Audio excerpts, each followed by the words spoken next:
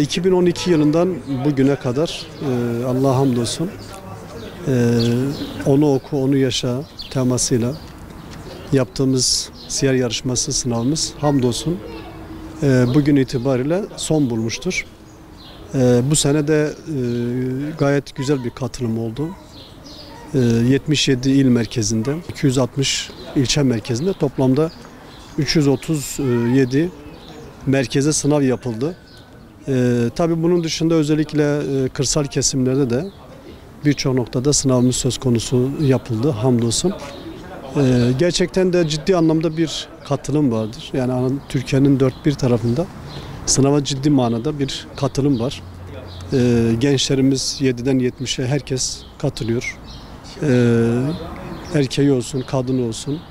Bu konuda ciddi bir katılımın, bir iştirakın olduğunu görüyoruz. Hamdolsun Peygamber Sevdaları Vakfı olarak bizim aracı olduğumuz böyle bir sınavın Türkiye sahatinde yapılmış olması gerçekten de mutluluk verici bir şeydir. Rabbim daha da daim etsin inşallah. Bu yılda yine hamdolsun 200 binin üzerinde bir katılım söz konusu. Ve biz de inşallah bunu daha da ilerletmeye çalışacağız. Gerçekten de zor bir süreçtir. Yani bu tür sınavları Türkiye genelinde yapmak kolay değildir. Elbette bunun sınav hazırlığıdır, soru hazırlığıdır, kitapçıkların basımıdır, dağıtımıdır, güvenlik içerisinde kitapçıkların okullara dağıtılması ve söz konusu eğitimci kardeşlerimizin de özellikle bu sınavı sağlıklı bir şekilde yürütmesi adına hakikaten çok zor bir sınav. Ama Allah'a hamdolsun artık biz de bu işe alıştık ve çok güzel bir şekilde bunu sonlandırmaya çalışıyoruz. Onun dışında özellikle yine sınavda tabii ki temel hedefimiz tüm halkımızın özellikle Peygamber sallallahu aleyhi ve sellemin hayatını öğrenmeleri. Hayatını öğrenmeyle birlikte hayatından her yıl öğrendikleri kesitlerle bir şekilde pratik sürece geçirmesi hususunda temel hedef var. Yanı sıra özellikle kitap okuma alışkanlığı. Tabii bu da çok önemlidir. Gerçekten her yıl gençlerimiz bu vesileyle kitap okuma alışkanlığını elde etmiş oluyorlar.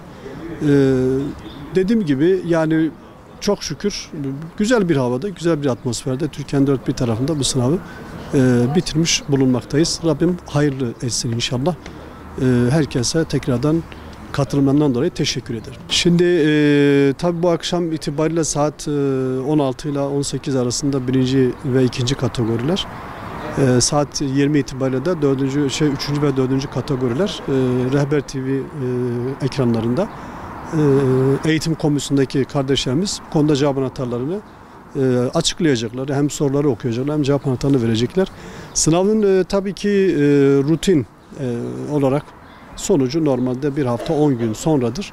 Daha sonra sınav açıkladıktan sonra belli itirazlar değerlendirilir. İtirazlar değerlendirildikten sonra nihai sonuçlar açıklanır.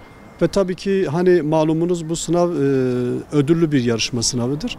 Ve ödülü kazanan kardeşlerimizin, yarışmacılarımızın da ödülleri zamanı ve yeri gelince mesaj aracılığıyla bir şekilde her koordinatörlüğümüz kendi bünyesinde bunları dağıtmaya çalışacak inşallah.